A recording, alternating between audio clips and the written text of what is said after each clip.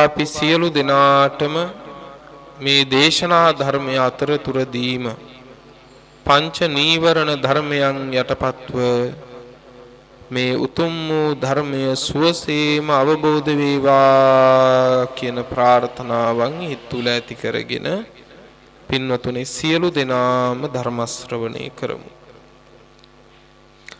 පින්වත්නි මේ ලෝකේ වටිනා දේවල් තියෙනවා. ඒ වටිනා දේවල්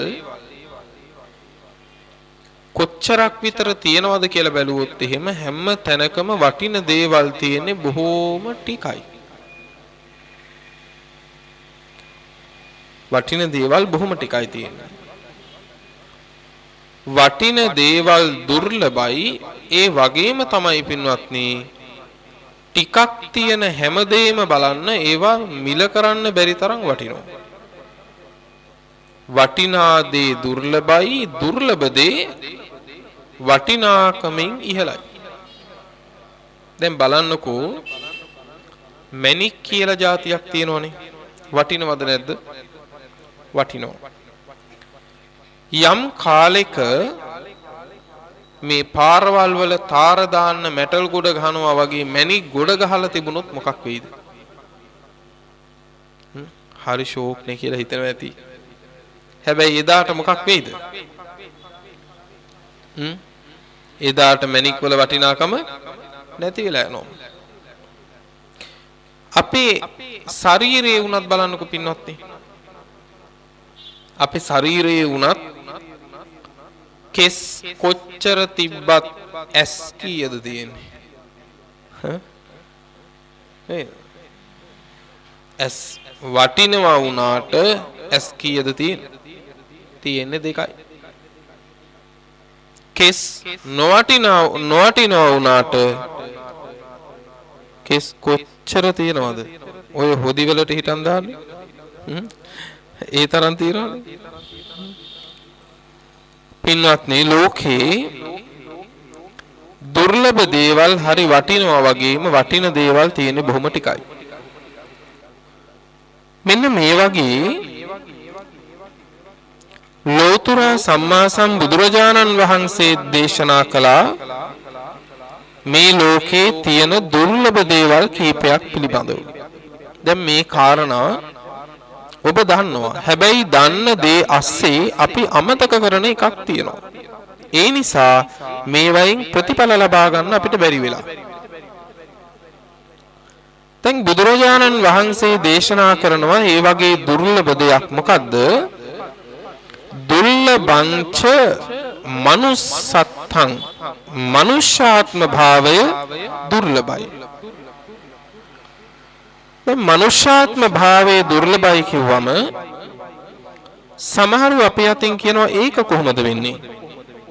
බැලු අත මිනිස්සු ඉන්නවනම් ජනගහන වර්ධන වේගය වැඩි කියනවනම් මිනිස්සුන්ට ප්‍රමාණවත් විදිහට ඉඩම් කඩම් පවා අද වෙනකොට නැත්තම් නොඑක් විදිහේ උපත් පාලන ක්‍රමවේදත් අද හඳුන්වලා දෙනවනම් මනුෂ්‍ය භවය කියන එක කොහොමද දුර්ලභ වෙන්නේ කියලා අද ප්‍රශ්න කරනවා. පින්වත්නි මේක හොඳ තර්කයක් නම් තමයි. හැබැයි මේ තර්කය කඩලා දාන්න බිඳලා දාන්න මහ ලොකු දේවල් ඕන නැහැ. ගහකින් වැටෙන පොල්ලත්තක් හොඳටම ඇති. ගහකින් වැටෙන පොල්ලත්තක් අරගෙන එලිමහනක ගසලා දැම්මොත් එහෙම ඒ පොල්ලත්තෙන් වැටෙන කළු කූඹි තරම් මිනිස්සු පින්වත්නි ගමකවත් නැහැ. ඊළඟට බලන්නකෝ වැහි දාකට මෙරුගුලකින් මොනතරම් මෙරු වෙනවද කියලා. ඒ තරම් මිනිස්සු ඉන්නවද? ඒ තරම් මිනිස්සු නැහැ. මනුෂ්‍ය භවය හරීම දුර්ලභයි. මේ මනුෂ්‍යාත්ම භාවය ලබන්න ඕන සංසාරේ අප්‍රමාණ දුකින් මහන්සියෙන් අප්‍රමාණ වෙහසකින්. පින්වත්නි ඔබත් මමත් මේ මනුෂ්‍යාත්ම භාවයට ගොඩ වෙලා ඉන්නේ නිරයෙන් එළියට පැනගෙන. ඔබත් මමත් මේ මනුෂ්‍ය භවයට ගොඩ වෙලා ඉන්නේ තිරිසන් ලෝකෙන් එළියට පැනගෙන. හතර අපා දුක් වලින්ම එළියට පැනලා ලබාගත්තු මනුෂ්‍ය භවයක් මේක. හැබැයි එහෙම දුකක් විඳලා ඒ සියලු දුක් වලින් නිදහස් වෙලා මේ මනුෂ්‍ය භවයට ගොඩ වුණාට පස්සේ මිනිස්සුන්ට තේරෙන්නේ නැහැ පින්වතුනේ මං ලබාගත්තු මනුෂ්‍ය භවය මෙන්න මෙහෙම එකක් කියලා. දැන් ඒක මේ වගේ දෙයක්. දැන් පින්වත්නි සමහර මිනිස්සු ඉන්නවා දුෂ්කර ගම්මානවල මැණික් තියෙන ප්‍රදේශවලට ගිහිල්ලා මැණික් ගන්නවා. එහෙම යන්නේ නිකන් නෙමෙයි. තමන්ගේ අම්මා තාත්තගෙන් ඈත් වෙලා. තමන්ගේ බිරිඳගෙන් ඈත් වෙලා. මුහුණ බලන්නේ නැතුව ඉන්න බැරි දරු පැටවුන්ගෙන් ඈත් වෙලා. එතන තමයි එයාලගේ ලෝකය තියෙන්නේ. නමුත් ඒ ලෝකය පිටින්ම අතහැරලා ඒ ලෝකේ පිටින්ම අතහැරලා පතලකට බැහැලා ඉරේලියක්වත් නොදක කන්න දේ නැතුව බොන්න දේ නැතුව ඇඟ සුදු මැලි වෙනකන් පින්නතුනේ මැණික් ගන්නවා. ඒ සියලු දේ අතහැරලා මැණික් ගැරුවා කියලා දවසකට එක මැණික ගානේ හම්බ වෙනවද? නෑ පින්වත්නි. සමහර විට සතියකට එකක්වත් නෑ මාසයකට එකක්වත් නෑ අවුරුද්දක් දෙකක් තිස්සේ මේ දුක වින්දර පස්සේ තමයි සමහර විටකදී මැණික හම්බ වෙන්නේ. තමන්ගේ කියන හැම කෙනෙක්ගෙන් ඈත් වෙලා අවුරුදු දෙක තුනක් තිස්සේ මැණික් ගැරුවට පස්සේ එක මැණිකක් ලැබුණොත් දැනෙන සතුට කොහමද? දරන්න පුළුවන් උහුලන්න පුළුවන් සතුටක්ද? දරන්න පුළුවන් සතුටක් නෙමෙයි. එතකොට මොකද කරන්නේ? මිනිස්සයාට අමතක වෙනවා ඉන්නේ පතලේ කියලා. මෙච්චර දුක විඳලා මැණික ලබා ගත්තට පස්සේ ලැබෙන සතුට ඉහවහ ගියපුවාම උන් හිටතෙන් අමතක වෙනවා පින්නතුනේ හොරේ කියලා උඩ දාපුවාම මොකද වෙන්නේ? කැරකිලා අනිත් පැත්තෙන් මැණික ආයෙත් මඩේ. දැන් මොකද කරන්නේ? දැන් අත දාපු සැනින් ආයෙත් අහුවේද? සමහරට ආයෙ පින්නත්නි අවුරුදු දෙකක් නෙවෙයි තුනක් නෙවෙයි හතරක් ගැරුවත් ආයෙ අහුවෙන්නේ නැහැ. මිහි පිට උපත ලැබපු මිනිස්සුන්ට මොකද වෙලා තියෙන්නේ කියලා බලන්නකෝ.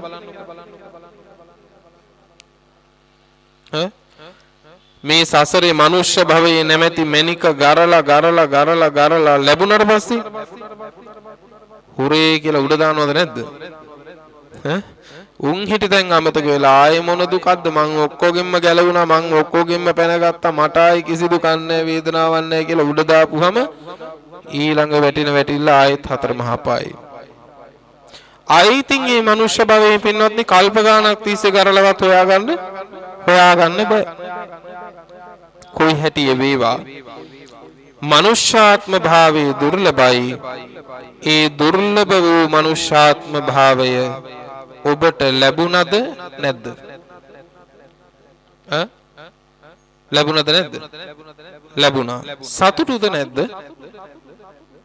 සතුටුයි. මතක තියාගන්න. ඊළඟට කියනවා දේශනාවේ බුද්ධෝත්පාදෝච දුර්ලභෝ. බුද්ධෝත්පාදයක් දුර්ලභයි. පින්වත්නි මේ සංසාරේ වැඩිම කාලයක් ගත වෙලා යන්නේ පින්වත්නි බුදුවරයන් වහන්සේලා ඇතුව නෙමෙයි බුදුරජාණන් වහන්සේලා නැතුව. උදාහරණයකට මීට මහා කල්ප 91කට එහා පැත්තේ කොච්චර කාලයකටද? මහා කල්ප 91කට එහා පැත්තේ ලෝකේ පහළ වෙලා හිටියා විපස්සි කියලා බුදුරජාණන් වහන්සේ නමක්. කවුරු කියලාද? විපස්සි කියලා.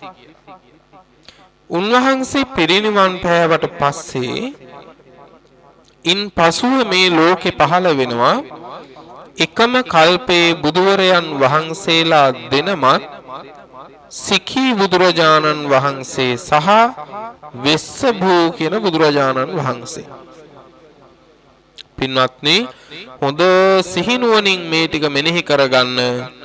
සිකී බුදුරජාණන් වහන්සේ සහ වෙස්සබු බුදුරජාණන් වහන්සේ කියන මේ දෙනම ලෝකේ පහළ වෙන්නේ විපස්සී බුදුරජාණන් වහන්සේ පිරිනිවන් පාලා මහා කල්ප 60කට පස්සේ. එතකොට අර මහා කල්ප 60ම මොන කල්පද? බුදුවරයන් වහන්සේලා පහළ නොවූ කල්ප. ඔය මහා කල්ප 60 අපි මේ සංසාරේ ඉන්න ඇද්ද නැතුව ඇද්ද? මොකද හිතෙන්නේ? ඉන්න ඇද්ද නැතුව ඇද්ද? ඈ? දැන් ඔයත් කතා කරන්න වෙනද රේඩියෝ එකේ ටීවී එකේ දැන් කතා කරන්න බෑනේ. දැන් මම ඔයත් ළඟට වැඩි වෙලාව. දැන් කතා කරන්න. මට බය වෙන්න එපා. ඉහි කෙස්වත් නැති මට මොකට බය වෙනවද? බය වෙන්න එපා. මං ඔයත් තංගෙන් දන් වනදලා වැඩ ඉන්න හාමුදුරනමක් විතරයි. ඊට වඩා වැඩි දෙයක් නැහැ. කියන්නකෝ බලන්න පින්නත් අපි ඉන්නද නැතුවද සංසාරේ? ඉන්න ඇති. හරි ලොකු දෙයක් නේද? ඈ එතකොට හිතා ගන්නකො අපි ආපු ඒමන මේකේ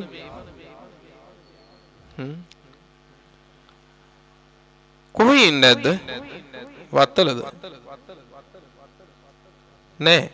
සමහර විට ඔය මහා කල්ප 60ම අපි ඉන්නේ නැති පින්වත්නි හතර අපායි.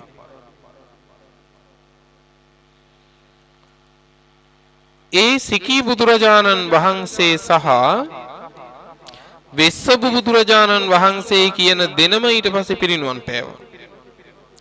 ඒ පිරිනිවන් පෑවට පස්සේ මේ ලෝක ධාතුවේ පහළ වෙන්නේ මේ මහා භද්‍ර කල්පේ පළවෙනි බුදුරජාණන් වහන්සේ කකුසඳ බුදුහාමුදුරුවෝ. ඒ පහළ වෙන්නේ මහා කල්ප 31කට පස්සේ.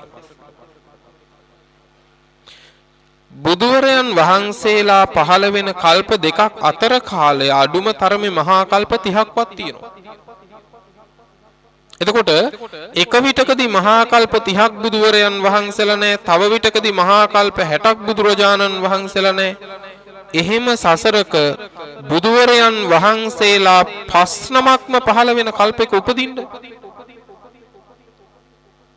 සුළුපටු වාසනා ගුණයක්ද?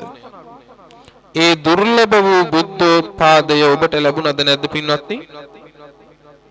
ඈ ලැබුණා. සතුටුද නැද්ද? ඈ සතුටුයි. දැන් ඔය අතන සතුටට කරුණු දෙකයි. ඊළඟට පින්වත්නි දේශනාවේ කියනවා දුර්ලභා කන සම්පatti.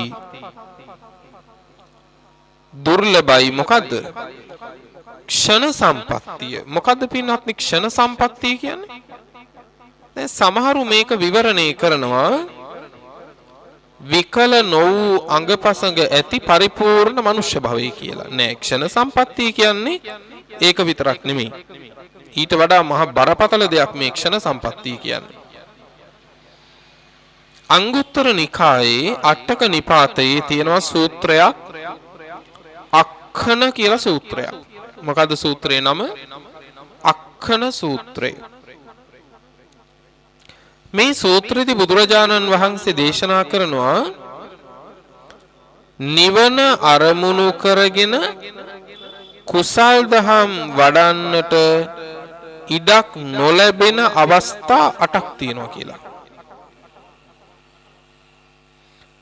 නිවන අරමුණු කරගෙන කුසල් වඩන්න ඉඩක් නොලැබෙන අවස්ථා තියෙන්නේ 8යි. ලැබෙන අවස්ථා කීයක් තියෙනවද?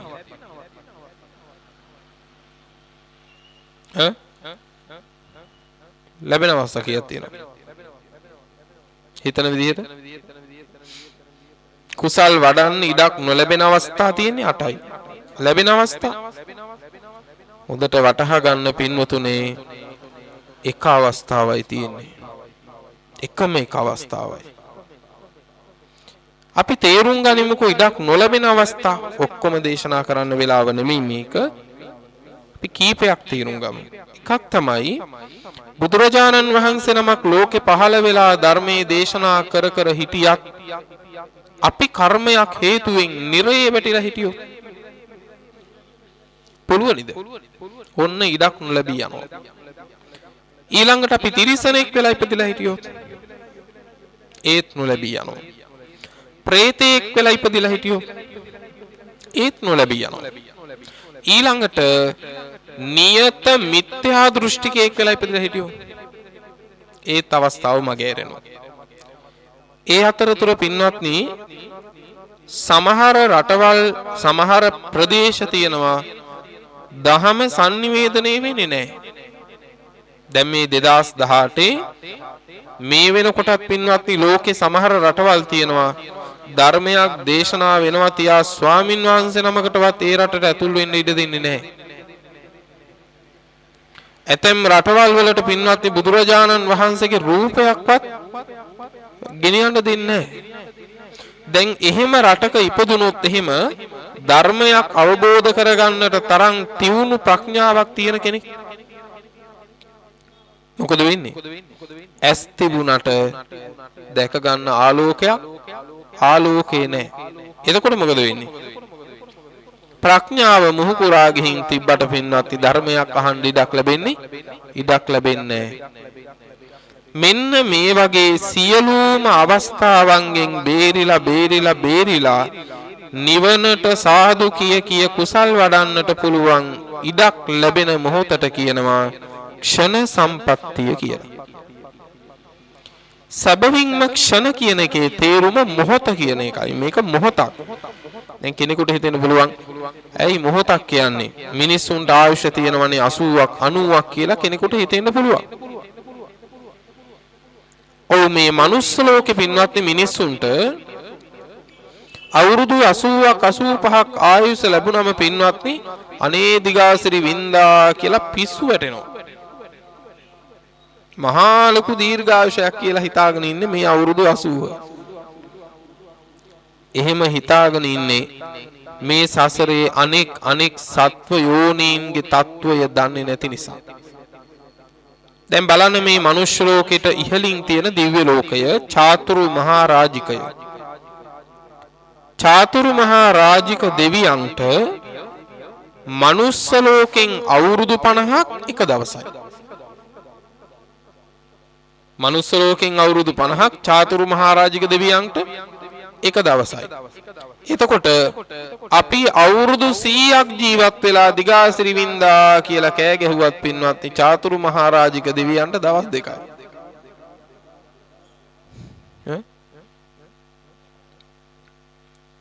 එතනින් ඉහළට ගියපුවාම දිව්‍ය ලෝක 6න් ඉහළම තියෙන දිව්‍ය ලෝකය මොකද්ද? පරිනිම්මිත වසවත්ති කියන දිව්‍ය ලෝකේ. පරිනිම්මිත වසවත්ති. ඒකේ තමයි ඔය ඇත්තන්ගේ ඥාතිය ඉන්නේ. කවුද? ඔය ඇත්තන්ගේ ඥාතිය ඉන්නේ. කවුද පින්වත්නි? ඔව් මාරයා. මම නිකමට නෙමෙයි කියන්නේ. ධර්මයෙන් බැහැර වෙන්නේ නැහැ මම. බුදුරජාණන් වහන්සේමයි දේශනා කරන්නේ පමා වූවන්ගේ ඥාතියා මාරයා කියලා. ඔබ බලන්න ඇයි ඥාතියා කියලා කියන්නේ? ඔබ බලන්න ළඟින්ම ඉන්නේ කවුද කියලා ඔය ඇත්තන්ගේ.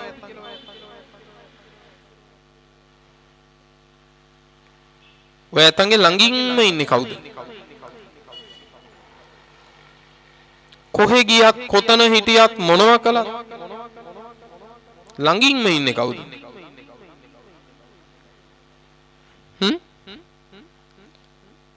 දැන් ඔබ පන්සලට බණ අහන්න ආව වෙන්න පුළුවන් සමහර විට ස්වාමියා ගෙදර ළඟ නැහෙනේ.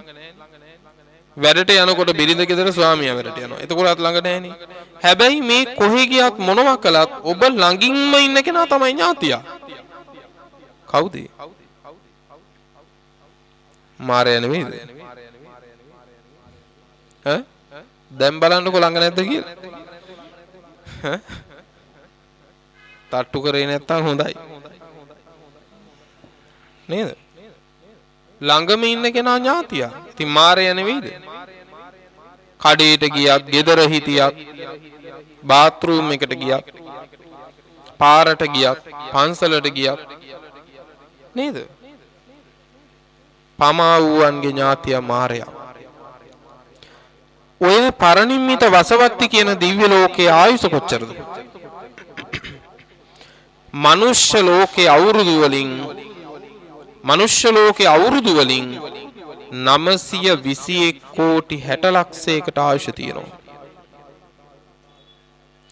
දැන් ඔය 921 කෝටි 60 ලක්ෂයක් ඉස්සරහා 90ක් තියලා බලන්නකෝ. අවුරුදු 90ක් තියලා බලන්නකෝ. ක්ෂණයක් නෙවෙයිද කියලා? ක්ෂණයක් නෙවෙයිද? හුස්මක් ගන්නවත් වෙලාවක් නැහැ පින්නොත්. ඒ තරම් සුළුයි.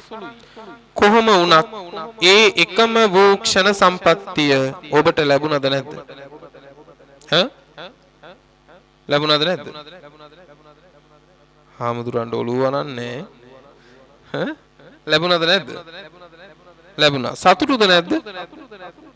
සතුටුයි. කරුණු තුනයි දැන්. කරුණු තුනයි දැන්. හතරවෙනි කාරණේ මොකද්ද? සද්ධම්මෝ පරම දුර්ලභෝ. සද්ධර්මයක් දුර්ලභයි. ඒක සැබවින්ම එහෙමමයි. ඇයි? අර පෙර කිව්ව දුර්ලභ කාරණා තුන මතින්ම ලැබිය යුතු දේ අතිශයින්ම දුර්ලභද නැද්ද? අතිශයින්ම දුර්ලභයි. ඒත් අද වෙනකොට ධර්මයේ සුලභද නැද්ද? අතීතේ අපිට කොච්චර කලාතුරකින්ද ධර්මයක් ශ්‍රවණය කරන්න අවකාශයක් සැලසුනේ? කොච්චර කලාතුරකින්ද? සමහර වෙලාවකදී ගමක ගෙදරක වුණත් කලාතුරකින් ධර්ම දේශනාවක්. පන්සල් වල වුණත් ධර්ම දේශනා හරිය අඩුයි. ගුවන් විදුලියේ වුණත් පින්වත්නි සතියකටම එක ධර්ම දේශනාවයි. නිතර මෙනෙහි කරන දෙයක් තියෙනවා. ඉරිදා උදේ 8ට පින්වත්නි ගුවන් විදුලියෙන් ධර්ම දේශනාව එනවා. ඉතින් හරිය අමාරුවෙන් තමයි මේ රේඩියෝ channel එක අල්ලගන්නේ. ඉරිදා උදේට අපි ඇහැරෙන්නේ ඉස්සර අපේ අම්මා රේඩියෝ එකට ගහන සද්දෙට. බොහොම අමාරුවෙන් රේඩියෝ එක ගුටි කාලා තමයි පින්වත්නි බණ තියෙන ලයින් එක අල්ලගන්නේ. ඒ තරම් හරි අසීරුයි ධර්මයට. අද ධර්මයේ එහෙම නැහැ. පින්වත්නි පැයෙන් පැය ඕන තරම් ධර්ම දේශනා. හැබැයි මෙහෙම එකක් තියෙනවා. හොඳට මේක තේරුම් ගන්න. ධර්මය උනත් සුලභ වෙන්න ඒ අස්සට පලිබෝධ එකතු වෙන්න තියෙන ඉඩකට බොහොමයි. දැන් අද ඒක වෙලා තියෙනවා. ධර්මය කියන කවරට දාලා දෙනවා ඕන එකක් පින්වත්නි ශ්‍රාවකයොත් කිසිම විදිහේ විමසිල්ලක් නැතුව ගන්නවා. හිතුවක්කාර තේරුම් කියලා සාහසික ප්‍රකාශ කියලා මෙන්න ධර්මයේ කියලා දෙනවා. ඒ නිසා ධර්මයේ නාමයෙන් දෙන හැම එකක්ම ධර්මයේ නෙමෙයි. සද්ධම්ම පතිරූපක කියන සූත්‍ර දේශනාවේදී බුදුරජාණන් වහන්සේ වදාලා මහණෙනි රත්තරන් කියන જાතිය අතුරුදන් වෙන්නේ රත්තරන් වගේ දේවල් ලෝකේ පහළ වෙච්ච දාට. ඒක හරිනේ. මිනිස්සුන්ට රත්තරන් බඩු ගන්න වත්කම් නැත්තම් මිනිස්සු මොකද කරන්නේ? ඉමිටේෂන් දානවා. එදාට රත්තරන් ඕනේ නැහැ. අන්න ඒ වගේ මහණෙනි ධර්මය වගේ දේවල් ලෝකේ පහළ වෙනකොට ධර්මයේ මේ ලෝකෙන් අතුරුදහන් වෙනවයි කිව්වා. ඇයි? මිනිස්සු අල්ලගන්නේ ධර්මයේ වගේ එක. සැබෑ ධර්මයේ ඉතින් අතහැරිලා යනවා. අද බොහෝ සෙයින් ධර්මයේ වැරදි විදිහට විවරණය වෙන යුගයක්. එක ගුරුකුල පහළ වෙලා. ඒ නිසා මම ඔබට ඉමහත් කරුණාවෙන් එකක් කියන්නම්. අපිට යන්න ඕන කරන්නේ නිවනට. ඒ නිවනට යන්න සම්මා සම්බුදුරජාණන් වහන්සේ විසින් කටුකොහල් ඇරලා වලගොඩලි සමතලා කරලා කැපූ නියමිත සුරක්ෂිත පාරක් තියෙනවා. ඒ පාරේ නිවනට ගියපු අයත් ඉන්නවා. ඒ පාර තියෙද්දි මෙන්න මෙහෙමම් පාරක් කැපුවා කියලා අඬ ගහනකොට දුවන්න එපා. තව කෙනෙක් අනිත් පැත්තේ ඉඳලා මෙන්න මෙහෙත් මාත් පාරක් කැපුවා කියනකොට අරක දාලා මෙහෙ දුවන්නත් එපා. දැන් අද අපේ රටට වෙලා තියෙන පින්වත්නි පිස්සන් කොටුවට බෝම්බ දැම්මා වගේ. බලන්නකෝ ඕනෝ එහෙ නෙවෙයි මෙහෙ කියනකොට එහෙ දුවනවා. එහෙ නෙවෙයි මෙහෙ කියනකොට අර ඔක්කොම මෙහෙ දුවනවා. අන්තිමේදී කොහෙද දුවන්නේ කියලා නතර කරලා ඇහුවොත් එහෙම දුවන දිහා දන්නෙත් නැහැ. උනේ මොකද කියලා අහපුවම වෙච්ච දෙයක්වත් නැහැ. මම මේ සිනහවෙන් නතර වෙන්න නෙමෙයි කියන්නේ පින්නදී මේ අද අපේ රටට වෙලා තියෙන දේ. නැවතත් කියන්නේ තථාගතයන් වහන්සේ කැපූ පාර තියෙනවා අපිට නිවනට යන්න ඒ පාර හොඳටම ඇති. වෙන වෙන පසු කාලීන පාරවල් පස්සේ ගිහිල්ලා පාරවල් වල ගිහිල්ලා කොහෙ වැටෙයිද කියලා නම් කියන්න බෑ. කොහොම වුණත් අද වෙනකොට සද්ධර්මයේ සුලභයි. ඒ දුර්ලභ වූ සද්ධර්මයක් ඔබට ලැබුණද නැද්ද? ලැබුණා. සතුටුද නැද්ද? සතුටුයි. දැන් අඩුවක් නැහැ. මනුෂ්‍ය භවයේ දුර්ලභයි කිව්වා ඒකත් ලැබුණයි කිව්වා. බුද්ධෝත්පාදයේ දුර්ලභයි කිව්වා ඒකත් ලැබුණා කිව්වා. ක්ෂණ සම්පත්තිය දුර්ලභයි කිව්වා ඒකත් ලැබුණා කිව්වා. සද්ධර්මයක් දුර්ලභයි කිව්වා ඒකත් ලැබුණා කිව්වා. දැන් සතුටුද නැද්ද? සතුටු වෙන්න එපා පින්නත්. දැන් සතුටු වෙන්න එපා. ඇයි? සතුටු වෙන්න ඔබට මොනවද තියෙන්නේ?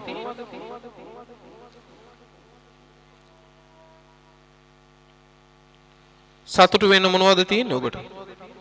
ඔන්න ඔය කාරණා හතර පොලක තියෙනවා විතරයි. ඔය කාරණා හතර පොලේ තියෙනවා.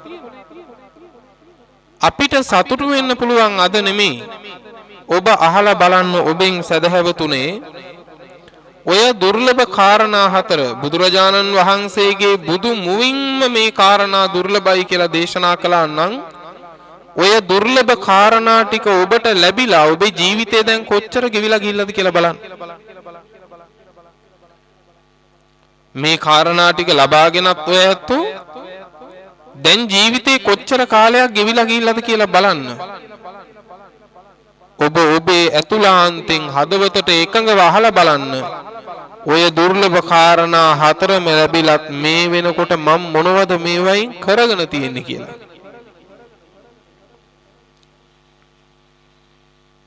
අඩුම තරමේ දැන් ඔබට දකින්න පුළුවනි නම් මම මේ භවයේ මැරිලා ගියොත් දැන් හරි මම හතර අපායේ නම් වැටෙන්නේ කියලා දකින්න පුළුවන් නම් අන්න ඔබට සතුටු වෙන්න පුළුවන්. පින්වත්නි බත් කාපුවම බඩ පිරෙනවා කියලා දන්නවද නැද්ද? දන්නව. දැනගත්තා කියලා බඩ පිරෙනවද?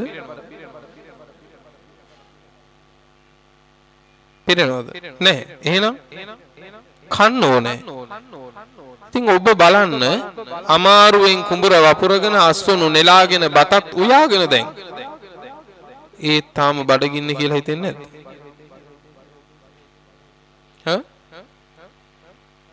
මේ කාරණා හතරම උපදවා ගත්තා කියන්නේ හරියට බත ඉදව ගත්තා වගේ පින්නත් මේ සංසාරේ. තාම ඒත් බඩගින්නේද නැද්ද? තාම බඩගින්නේ. කාරණා හතර ලැබුණා මේ දුර්ලභ කාරණා මටත් ලැබුණා කියලා පුරසාරං දොඩන්න අපි කාටත් පුළුවන්. හැබැයි මෙරුණු සැනින් හතර අපායේ වැටුණොත් එහෙම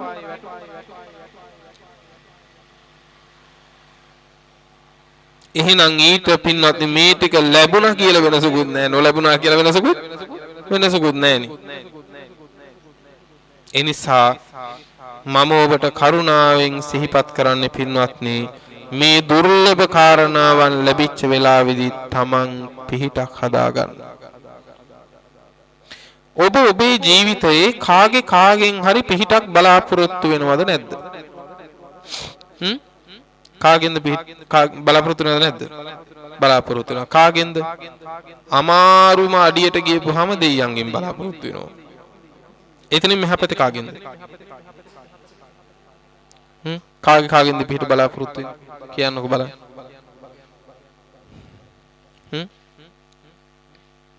දෙමව්පියන්ගෙන් බලාපොරොත්තු වෙනවා දරුවෝ. ආය කාගෙන්ද? දෙමව්පියන්ගෙන් පිහිටක් බලාපොරොත්තු වෙනවා දරුවෝ. තව නෑදෑයන්ගෙන් ඥාතීන්ගෙන් බලාපොරොත්තු වෙනවා. තව එතකොට දෙමව්පියන්ගෙන් දරුවෝ විතරද බලාපොරොත්තු වෙන්නේ? දරුවන්ගෙන් දෙමව්පියෝ පිහිටක් බලාපොරොත්තු වෙනවා. හොඳයි කමක් නැහැ. ඔබ කියනවා දරුවන්ගෙන් දෙමව්පියොත් පිහිට බලාපොරොත්තු වෙනවලු. දෙමව්පියන්ගෙන් දරුවොත් පිහිට බලාපොරොත්තු වෙනවලු. ඥාතීන්ගෙනුත් පිහිට බලාපොරොත්තු වෙනවලු. එහෙම කියන ඔබම සරණ ගියපු සම්මා සම්බුදුරජාණන් වහන්සේ මොකද දේශනා කරන්නේ? නසන්ති පුත්තා තානාය නපිතා නපිබන්දවා. නසන්ති පුත්තා තානාය. තාන කියලා කියන්නේ පිහිට. නසන්ති පුත්තා පුත්තුන්ගෙන් පිහිටක් නෑ. ඒ කියන්නේ දුවලගෙන් තියනවා කියන එකද? නෑ මෙතන පුත්තා කියලා කිව්වේ දුවලටයි පුතාලටයි දෙගොල්ලටම දරුවන්ට. දරුවන්ගෙන් පිහිටක් නෑ. න පිතා දෙමව්පියන්ගෙන් පිහිටකුත් නෑ. නපි බන්දවා නෑදෑයන්ගෙන් පිහිටකුත් නෑ.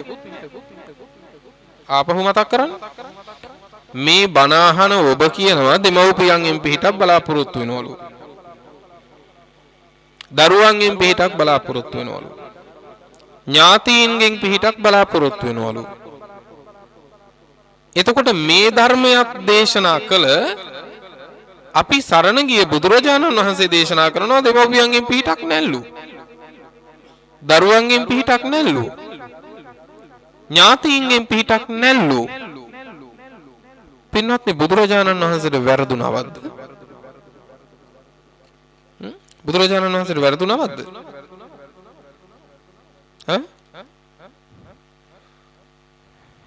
මොකද හිතන්නේ වැරදුනවද? නෑ. එහෙනම් කාටද වැරදුනේ? ඔය ඇත්තන්ට. ඉතින් මං ආයි බණ කියන දෙයක් නැහැ නේ. මම හිතුවා මේ ඔයත් වරද්දගෙන ඉන්නේ නොදැන කියලා. කාරණේ ඇත්තයි. අපිට වැරදිලා තියෙන්නේ නොදැන නෙමෙයි. අපි දුකේ බැහැගෙන කිඳා බැහැලා ඉන්නේ නොදැන නෙමෙයි. අපි හැම කෙනෙක්ම මේ මහා පුදුම විදිහේ පින්වත්නි වේදනාවක් විඳින්නේ නොදැන නෙමෙයි. අපි දන්නවා. හැබැයි ඔබත් මේ මුළු මහත් සමාජයක් තුල තියෙන ලොකුම දුබලතාවය තමයි ධර්මය දැනගත්තට දැනගත්තු ධර්මය දැක ගන්න උත්සාහයක් නැහැ. ඒ නිසා බණ දන්නවා. බණ දැනගත්තට පින්වත්නි ඒ සිදුවීම් දෙස දන්න ධර්මයට එකඟව බලන්න පුරුද්දක් හුරුවක් ඇති කරගෙන නැහැ. බලන්නකෝ. පින්වත්නි ධර්මයට එකඟවම නෙමෙයි. තව උදාහරණයක් කියන්නම්. ඔබ මට කියන්න ඔබට දැනෙන පරිදි ඔබට හැඟෙන පරිදි ඔබටම තේරෙන පරිදි ඇති තැනද සැපය සැනසෙල්ල තියෙන්නේ නැති තැනද?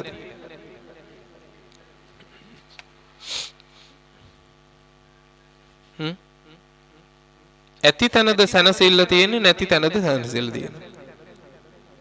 කියන්නකෝ බලන්න. දැන් ඔය උත්තර දෙක එකක් තියෙන්න බෑ. කොතනද සැනසෙල්ල තියෙන්නේ? ඇති තැනද නැති තැනද? නැති තැන.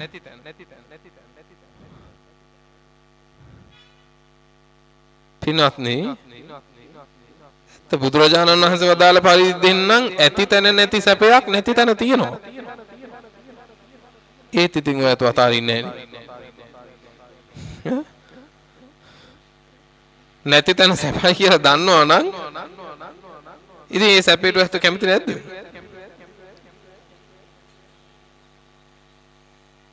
මහා මම්මුලා වෙච්ච જાතියක් වුණත් අපි. අපිට සැපයක් තෝන ඔය කියන ඒ උනට මේව අතාරින්නත් බෑ. අපිට නිවනත් ඕනේ. නිවන ඕන වුණාට ඒ ඕන නිවන ලැබෙන්නේ අතෑරපුවා මේ උනට අතාරින්නත් බෑ. එහෙනම් නිවන අතාරින්න කිව්වම ඒක අතාරින්නත් බෑ. නිවන අතාරින්නත් බෑ.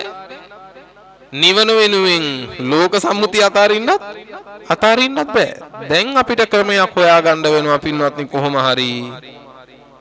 අත්හැරීමෙන් නොව ගොඩ ගැහිීමෙන් නිවන් දකින්න. වෙන කරන්න දෙයක් නැහැ. මම මේ කියන එක හොඳට වටහා ගන්න බලන්න. දැන් අපිට ක්‍රමවේදයක් හොයාගන්න වෙලා තියෙනවා තණ්හාවෙන් නිවන් දකින්න. ඇයි පින්නත් තණ්හාව අතාරින්න සූදානමුත් නැත්තම් නිවන අතාරින්න සූදානමුත් නැත්තම් මේ දෙකම කොහොමද වෙන්නේ? ඒ නිසා තේරුම් ගන්න අපි සාදුකාර දෙන්නේ නිවනට නම් ප්‍රතිපදාව ඒ වෙනුවෙන් පවතින්න ඕනේ. අපි සාදුකාර දෙන්නේ නිවනට නම් අපේ වැඩපිළිවෙල ඊට අනුගත වෙන්න ඕනේ.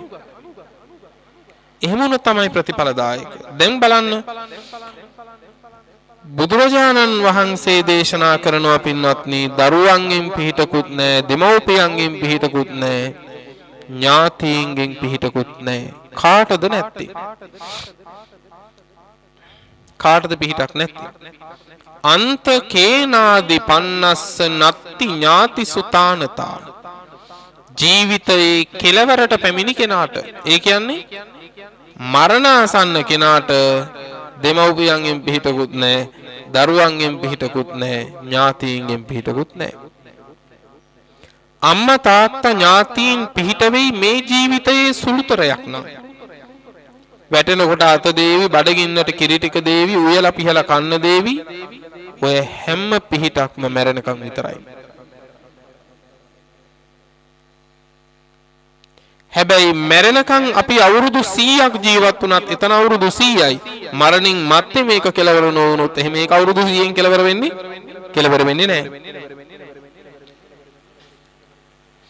මරණාසන්නය වෙනකොට අපිට දරුවන්ගේ පිහිටකුත් නැහැ, දෙමව්පියන්ගේ පිහිටකුත් නැහැ, ඥාතීන්ගේ පිහිටකුත් නැහැ. හැබැයි අම්මලා තාත්තලා දරුවෝ හදන්නේ කොහොමද? අනේ ඉතින් මරණාසන්න වෙලාවේ මොකද කියන්නේ? මරණාසන්න වෙලාවේ මොකද්ද? වතුර උගුරක්වත් දෙන්න ඉන්නේ ওই දරුවෝනේ කියලා රකින්න. පින්වත්නි සිහිය උපද්දවගෙන හිතලා බලන්න. මරණාසන්න වෙලාවේ කෙනෙක් වතුර කොච්චර විතර බොයිද? ලීටර් 10 කෑන් එකක් විතර බොයිද? නෑ. උපරිම වශයෙන් පින්වත්නි වතුර තේ හැඳි එකක් එක්ක දෙකක් බොයි.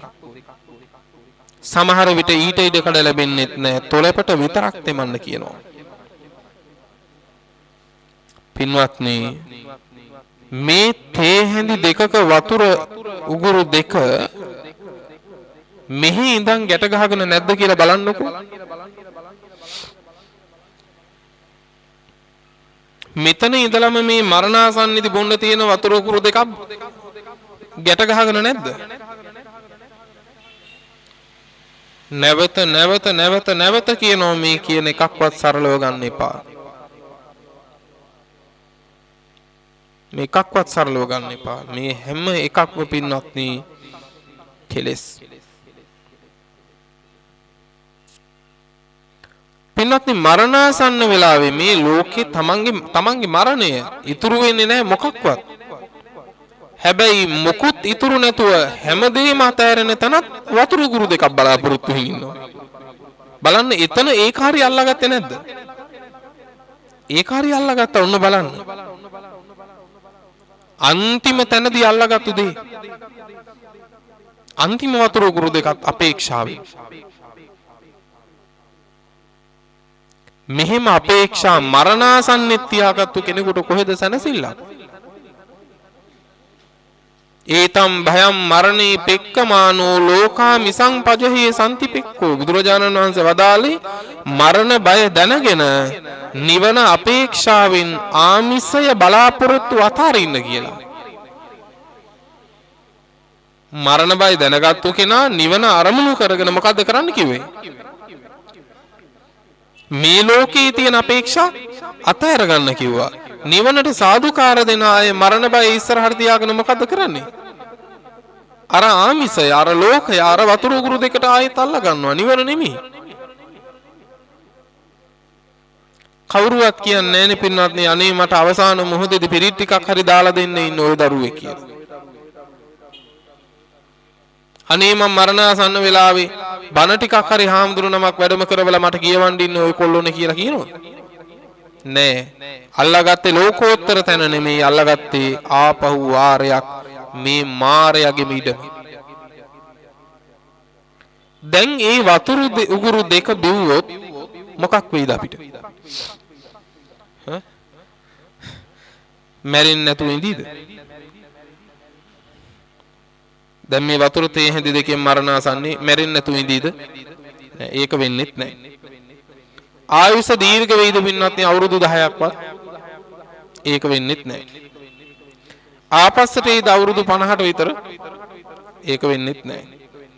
ඒ වතුර උගුරු දෙක බිව්වා කියලා පින්වත්නි මරණින් මත්තේ දුගතියට වැටෙන්නේ නැති වෙයිද? ඒක වෙන්නේත් නෑ. ඒ වතුර උගුරු දෙක බිව්වා කියලා මරණින් මත්තේ දෙව්ලොවක උපදීද? ඒක වෙන්නේත් නැහැ. නිරයේ ගිනි නිවන්න මේ වතුර උගුරු දෙක ප්‍රමාණවත්ද? പ്രേත ලෝකේ පිපාසෙ නිවන්න මේ තේ හැඳි දෙක ඇති වෙයිද? එහෙනම් මොකකටද මෙච්චර ඇල්මක් මේ උගුරු දෙකට? මේ එකක්වත් මේ වතුර උගුරු දෙකෙන් වෙන්නේ නැත්තම් මොකද්ද මේක? හිතන්න බලන්න.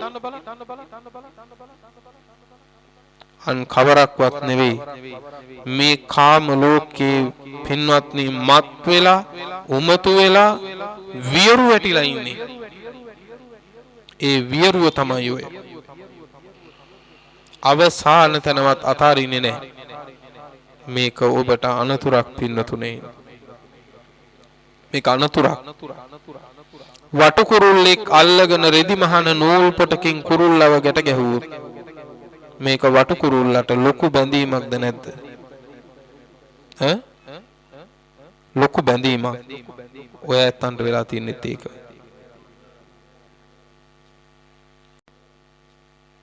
හිතනවා මේ වතුර උගුරු දෙක මහ එකක් නෙමෙයි කියලා. හැබැයි මේ සසරේ වටු කුරුල්ල වගේ වෙච්ච අපිට ඒකත් මහ බැඳීමක්. ඒවා කඩාගත්තේ නැත්නම් දැම්මම ඒකාන්තයි හතර අපා දුක්. බැඳීම් අපේක්ෂා තියාගන්න එපා. තමන්ගේ පිහිට තමන් හදාගන්න. පින්වත්නි දරුවන්ගෙන් පිහිටක් ලැබෙන්නේ නැහැ. මරණාසන්න වෙනකොට සමහර විටකදී අනේ මගේ දරුවෝ කියලා පන්සලකට නොයා බණක් නොඅසා සීලයක් නොගෙන ඒ දරුවන් වෙනුවෙන්ම ජීවිතය අතහැරපු අම්මලා නැද්ද? ඒ දරුවන් වෙනුවෙන්ම ජීවිතය අතහැරපු අම්මලා මොනතරම් කුසල් අතහැරලා තියෙනවද කියලා බලන්නකෝ. කුසල් අතහැරලා මට දරුවෝ පිහිට වෙයි කියලා ඉන්නකොට කුසල් හිමි නැති මරණය ඉදිරියේ ඇති අම්මා නිරයට වැටෙන්න හදනකොට දරුවා කවුරු වුණත් බේරන්නේ කොහොමද?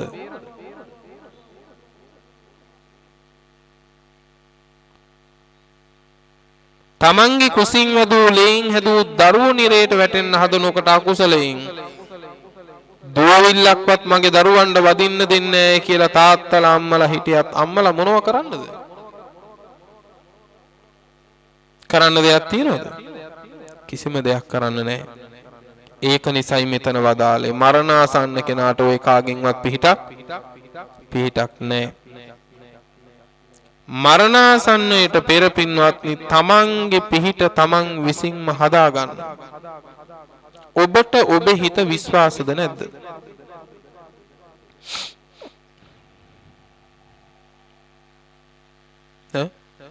කියන්න බලන්න. මගේ හිත නෙවෙයි. ඔබට ඔබේ හිත විශ්වාසද නැද්ද? විශ්වාසයි. ඒ කියන්නේ දැන් ඔය ඇත්තන්ගේ හිතේ වෛරේ තරහ තියනවද නැද්ද?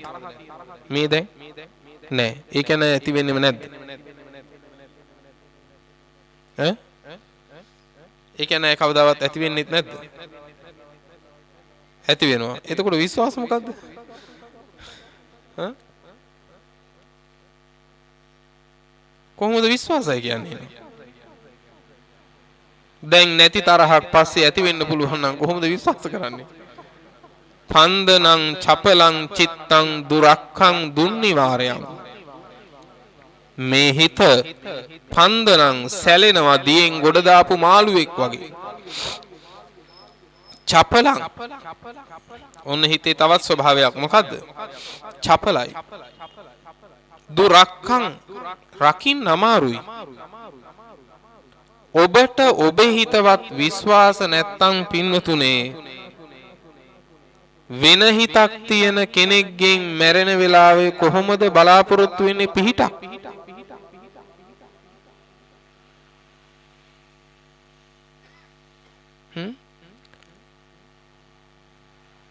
පින්වත්නි අපේ ජීවිත කියලා කියන්නේ මහා දුබල දෙයක් මේක. මනුස්ස ජීවිතය කියන්නේ. හරියට හිතලා බලන්නකෝ දැන් අපි කවුරුත් පින්වත්නි හිතලා හුස්ම ගන්න නෑනේ. නේද? හිතලා හුස්ම ගන්න නෑනේ. අද බණ අහලා ගෙදර ගිහිල්ලා නිදාගත්තට පස්සේ පින්වත්නි නින්දෙම ඔය හුස්ම රැල්ල උඩට ඇද ගන්න බැරි වුණොත් මොකක් වෙයිද? වෙන්න බැයිද? වෙන්න පුළුවන්. වෙන්න පුළුවන්. ඒක තියා බණ ඉවර වෙලා දෙවියන්ට පින් දෙනකන්වත් ඔය ඇත්තෝ අල්ලලා හිටියොත් හොඳයි. ඒකත් වෙන්න බැරිද? ඒකත් වෙන්න පුළුවන්. මම මේ නැති අනතුරක් නෙමෙයි කියන්නේ. ඔබ ඉස්සරහා හැම හුස්මක් ගානෙම තියෙන එහෙත් ඔබ හිතා මතා අමතක කරලා තියෙන අනතුර මං හිතා මතා මතක් කරනවා විතරයි. අපිට මරණය අමතක කරන්න පුළුවන්. හැබැයි මරණය අතාරින්න බෑ. මම මේ කියන්නේ ඔබට මහා කලකිරීමක් උපදින්නවත් නෙමෙයි. තේරුම් ගන්න. යම් මාවතක මහා වලගොඩලි තියෙනකොට උගුල් අටවලා තියෙනකොට වල පින්වත්නි බොරු වලවල් කපලා තියෙනකොට ඒවා දන්න කෙනෙක් දැකපු කෙනෙක් පින්වත්නි ඔබට කියනවා නම් අපොයි අර පාරේ නම් යන්න එපා. ඕකේ බොරු වලවල් තියෙනවා උගුල් අටවලා තියෙනවා යන්න එපා. හරි අනතුරුදායකයි කියලා කියනවා නම් එයාද සැබෑම කල්යාණ මිත්‍රයා නැත්තම් ඒවා තියෙද්දිත් නෑ ඕකේ මොනවත් නෑ යන්න කිසි බයක් නැතුව කියලා කියන කෙනාද කල්යාණ මිත්‍රයා? ඈ කවුද කල්යාණ මිත්‍රයා? පළවෙනි කෙනාද දෙවෙනි කෙනාද? පළවෙනි කෙනා. මං කරන්නේ ඒක පින්වත්. මේ සසර නැමැති මාවතේ ඔයයන් වැටෙන්න තියෙන වලගොඩලි කටුපඳුරු බොරු වලවල් තමයි මම මේ පින්නන්නේ. වැටෙන්නේ නැතුව බේරෙන්න කියලා. නෑ ඌව නෑ කියලා ඔයත් යන්න. මට අලාභ නෑ. පින්වත්නි මේ ජීවිතය හරියට දි รา පත් වෙච්ච නැවක් වගේ. දි รา පත් වෙච්ච නැවක් පින්වත්නි එක රැල්ලයි දෙකයි. මොකද වෙන්නේ? කිලා බහිනවා. දැන් බලන්නකෝ අපි දිහා. දැන් බැලූ බැල්මට ඇත්තටම මගේ නැවට වඩා මේ බනහන්ට ඇවිල්ලා ඉන්න හුඟකගේ නැව් දිරපු කසිකබල් නැව්. ඒක ඔය කොයි වෙලාවෙ ගිලෙයිද කියලා දන්නවද? කියන්න බෑ. දැන් මට 31යි. මට 31යි. සැබවින්ම බහුතරයක් නැව් දිරලා. ඉතින් මේ අනතුර අපි දකින්න ඕන පින්වත්නි. මේ ජීවිතය කියලා කියන්නේ අනෙක් පසින් පින්වත්නි හරියට ඊතලයක් වගේ. දුන්නෙන් නිදහස් වෙච්ච ඊතලයක් සුලං රැලි කපාගෙන මල් වතු උයන් වතු උඩින් ගියාට මේ ඊතලේ කොහේ හරි කටුපඳුරක හරි මඩගොඩක හරි වැටෙනවද නැද්ද? වැටෙනවා. මේ ඊතලයට වැඳලා පිටත් කරත් වැටෙන්නේ නැතු තියෙද? ඒ කාන්තින් වැටෙනවා. දැන් අපි ඉපදුනා කියලා දුන්නෙන් නිදහස් වෙනකොට එදා පටන් පින්වත්නි ඉතින් හුලං වද්දගෙන මල් වතු යන් මතු වැදින් යනවා. හැබැයි ඉතින් වැටෙන දවසක් තියෙනවද නැද්ද? ඒ කාන්තින්ම වැටෙනවා. මේ සත්ත්ව ප්‍රජාවට වෙලා තියෙන්නේ මෙහෙම දෙයක්. දැන් බලන්න මහ විශාල පර්වතයක් තියෙනවා. උඩට ගියපුවාම පහළ නොපෙනෙන තරම් මහ පර්වතයක්. මේ පර්වතයේ පල්ලේ එක මිනිස්සෙක් වැටෙනවා. වැටුණු ගමන්ම පින්වත්නි මොකද වෙන්නේ? මැරිලා යනවා. වැටුණු ගමන්ම එතනම මැරෙනවා. හැබැයි මැරෙන්න වැටුණා වුණත් වැටෙන ටිකට හොඳ හුලඟක් එහෙම වදිනවද නැද්ද? ඈ? වදිනවා. එතකොට අනේ සැපයි කියනවලු. ඈ? දැන් මේ වැටෙන්නේ මැරෙන්න. ඒ වැටෙන ටිකටත් මැරෙන්න වැටෙන ටිකටත් පින්වත්නි අර වදින සුරන් රැල්ල අනේ සැපයි. ඒක තමයි ලොකුම දේ. අපි hina වුණාට ඔබ අහලා බලන්න ඔබ කරන්නේ මොකද්ද කියලා.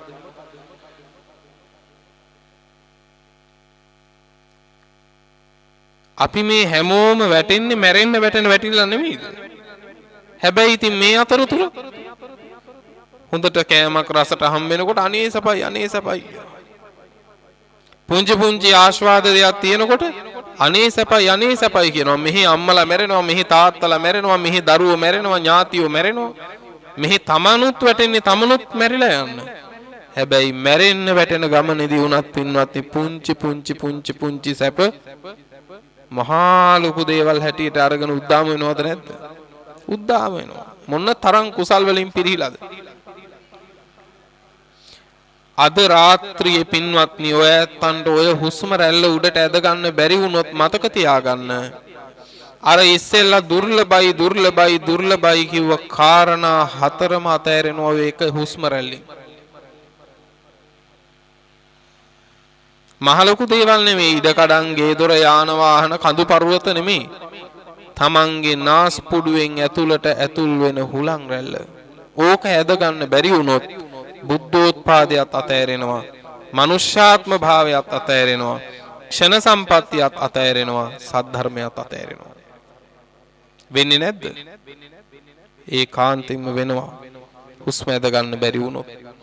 හැබැයි ඒ අතෑරෙන හුස්ම රැල්ල කෝකද කියලා කියන්න බෑ. කියන්න පුළුවන්ද? මේ ඊළඟ හුස්ම රැල්ලද? ඊළඟ හුස්ම රැල්ලද? කියන්න පුළුවන්ද? පින්වත්නි කියන්න බෑ. කොහොම වුණත් තේරුම් ගන්න ඕනේ බුදුරජාණන් වහන්සේ දුර්ලභයි කියලා වදාළ කාරණා හතරම ඊළඟ හුස්මේ මට අහිමි වෙන්න පුළුවන්. ඒ අහිමි වෙන්නට පෙර තමන්ම තමන්ගේ පිහිටක් හදාගන්න. ධර්මයේ මුල් කරගෙන සීලයක පිහිටාගෙන පින්නතුනේ තමන්ගේ පිහිටක් හදාගන්න තමන්. වෙන කිසිම පිහිටක් නැහැ. මොනතරම් දේවල් මොනතරම් වස්තු සම්භාර තිබුණත් පිහිටක් නැහැ. හොඳම උදාහරණය බිම්බිසාර මහරජුරුව.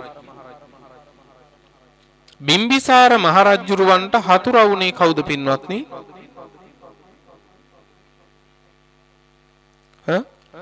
බිම්බිසාර මහරජුරුවන්ට හතුරා වුණේ කවුද අන්තිමේදී? කවුද? පුතා. අජාසත්.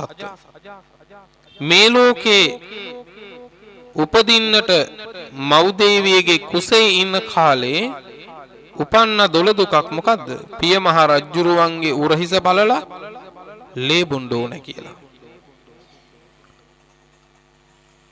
ඒ නිසා නමක් තැබුවා. උපදින්නටත් පෙරම තාත්තට හතුරුකම් කරගෙන එන නිසා නමක් තැබුවා අජාත ශස්ත්‍රු කියලා. ඒක තමයි අජාසත් කියන්නේ. නූපන් හතුරා, උපදින්නටත් පෙරම හතුරා කියන අදහස. ඔය අජාසත් ඉපදුනට පස්සේ පින්වත්නි සිංහාසනයේට දවසක් බිම්බිසාර මහරජුරෝ යනකොට මහා හඬින් අජාසත් කුමාරයා අඬනවා ඇහෙනවා. ඊටාම පුංචි. කාරණේ හොයලා බලනකොට අජාසත් කුමාරයාගේ අතේ සැරව ගෙඩියක් හැදිලා ඒකේ වේදනාවට කෑ ගහන්නේ. එදා මේ පින්වන්ත පිය මහරජුරෝ පුතත් අරගෙනයි සිංහාසනයට ගියේ. තමන්ගේ දරුවත් අරගෙන සිංහාසනයට ගිහිල්ලා දරුවට සිසිලසක් දෙන්න ඕන නිසා අර සැරව ගෙඩිය තියෙන ඇඟිල්ල රජ්ජුරුවන්ගේ මහරජ්ජුරුවන්ගේ කටේ දාගෙන සිසිල දුන්නා. ඔය අතරේ දරුවට නිින්ද ගියා. සැරව ගෙඩිය කටේම පිපිරුවා. එතන තිබුණා රත්තරන් පඩික්කමක්. හැබැයි බිම්බිසාර පිය මහරජුරෝ කල්පනා කරනවා ඒ සැරව ටික අයින් කරන්න හරි ඇඟිල්ල එළියට ගත්තොත් දරුවා ආපහු ඇහැරෙනවා. දරුවට එහෙමවත් දුකක් දෙන්න අකමැති වෙච්ච මේ රටේ මහරජුරෝ බිම්බිසාර මහරජතුමා ඒ සැරව ගිල්ලා. එහෙම රැකපු පුතා ඇයි මේ තාත්තට මෙහෙම හතුරුකමක් කළේ? මෙහෙම අතුරුකමක් සතියක් කන්න දුන්නේ පළවෙනි පියවර. ඒත් මරුන්නේ මොන වරදක් කළාටද? අන්තිමේදී පින්වතුනේ තාත්තගේ යටිපතුල් අමුවේ පළලා ලුණු පිරෙව්වා. උයන පිහන කොට ඇඟිලි තුඩක් තුවාල වෙලා ලුණු ගෑවුනොත් දැනෙන වේදනාව මොන තරම්ද? යටිපතුල් අමුවේ පළලා ලුණු පුරවනකොට මොන වරදක් කළාටද? මොන අපරාධයක් කළාටද? බලන්න පින්වත්නි පුතා එකක් තමයි හේතුව මුල්ුණා පින්වත්නි දේවදත්ත හාමුදුරුවන්ගේ ආශ්‍රයෙන් පාප මිත්‍රාශ්‍රයක් කුසල හිත විනාශ වුණා අජාසත්තගේ. අනික මෙහෙම වද දීලා බිම්බිසාර මහරජුරෝ මරන්න හේතුවක් වුණා මොකද්ද? උත්සව ශ්‍රීයෙන් මහ සෙනග මැද පලන්දපු ඔටුන්නක් තිබුණා පින්වත්නි බිම්බිසාර මහරජුරුවන්ගේ ඔළුවේ. ඒ ඔටුන්නම තමයි බිම්බිසාර මහරජුරුවන්ට පුතා අතින් මරණය ගෙනල්ලා දුන්නේ. රජ වෙන්න පොරකන මේ ලෝකයේ මිනිසුන් දැන්වත් එකක් තීරුම් ගන්න ඕනේ. මොකද්ද? රජ වුණාට පස්සේ පුතා වුණත් හතුරා වෙන්න බැරි නෑ. වෙන්නේ නැද්ද? ඕන තරම් වෙනවා පින්වත්නි.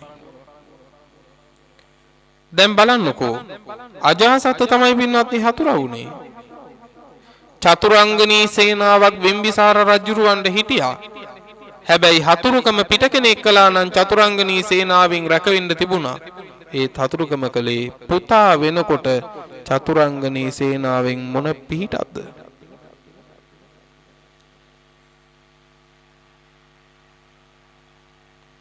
පිහිටක් නැහැ. හැබැයි පිය මහරජුරෝ බිම්බිසාර මහරජුරෝ පමා වෙලා හිටියේ නැහැ. මොකද තමන්ට පුතෙක් ඉන්නවා කියලා අනේ දරුවා මට පිහිට වෙයි කියලා රජුරෝ පමා වුණේ නැහැ. තමන්ට රාජ්‍ය බලය තියෙන වෙලාවේ මේ රාජ්‍ය බලය මට සදාකල් තියෙනවා කියලා ඒකෙන් මත් වෙලා වියරු වැටිලා පමා වෙලා හිටියේ නැහැ. ඒ නිසා සම්බුදුරජාණන් වහන්සේගෙන් බණ අහලා බිම්බිසාර මහරජුරෝ සෝවාන් ඵලයටත් පත් වෙලයි හිටියේ. ඒක තමයි රැකවරණය වුණේ. අජාසත් මොනවද දීලා මැරුවත් බිම්බිසාර මහරජුරෝ හතර අපායේ වැටුන්නේ නැහැ. ඔන්න රැකවරණේ. ඔන්න පිහිට. තමන් විසින්ම හදාගත්තු එකක්ද නැද්ද? තමන් විසින්ම හදාගත්තු එකක්.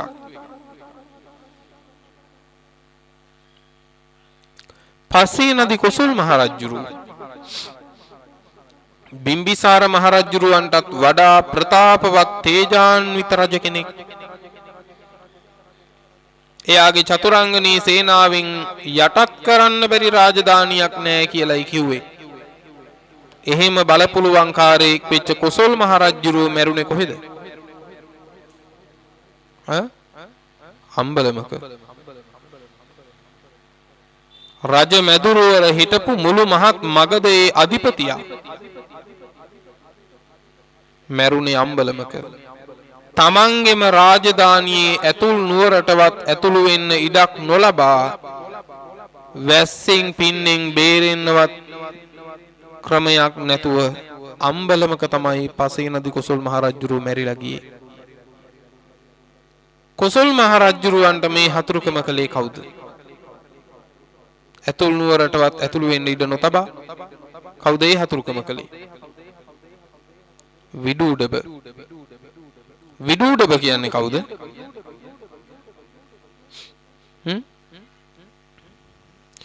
කොසල් මහ රජුරුවන්ට දාව වාසබ කත්තියා කියන දාසියගේ කුසේ ඉපදිච්ච පුතා.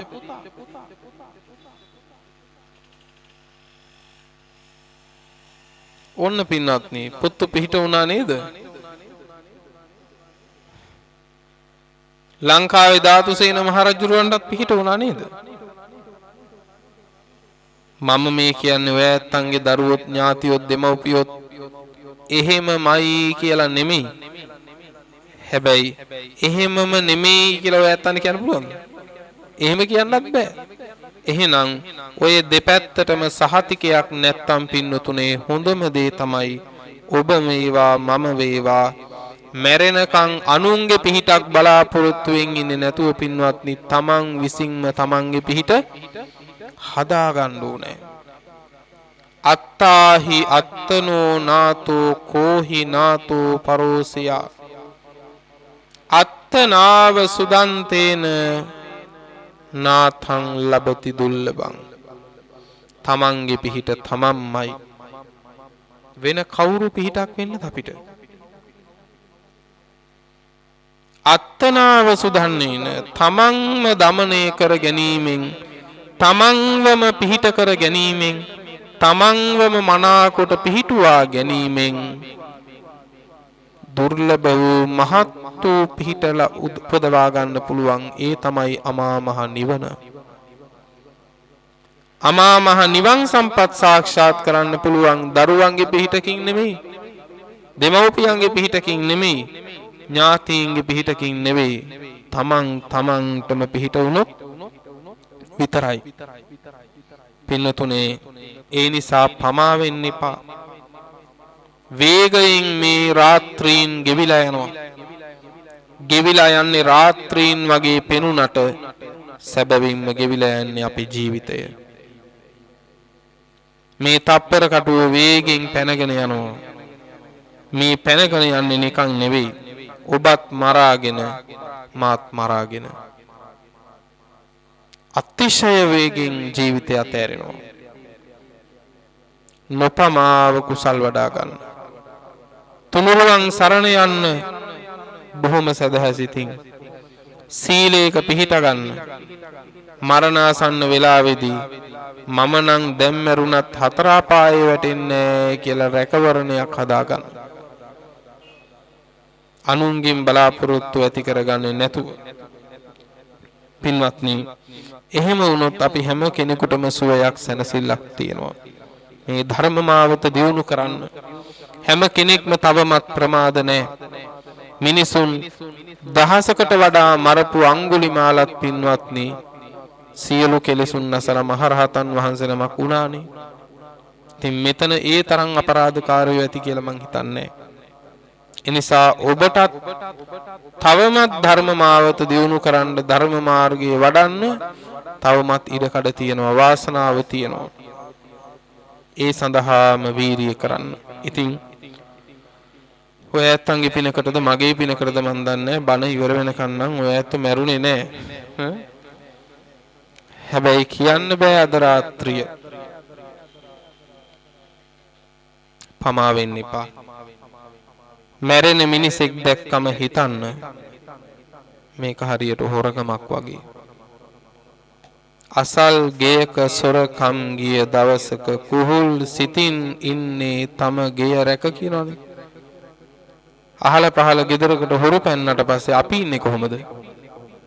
හිත අපේ ගෙදරට පනින්න බැරි නෑ. අද අපේ ගෙදරට පනින්න බැරි නෑ කියලා ඉන්නවද නැද්ද?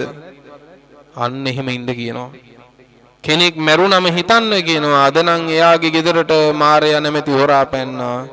හෙට මගේ ගෙදරට වෙන්න බැරි නෑ. මේ අනතුර හොඳ සිහිනුවණින් තේරුම් අරගෙන නොපමාව කුසල් වඩා ගන්නවා. පින්වත්නි හැම දිනාටම උතුම් නිර්වාණ සම්පත් සිද්ධ වේවා කියන ප්‍රාර්ථනාවෙන් ධර්මානුශාසනාව අවසන් කරනවා.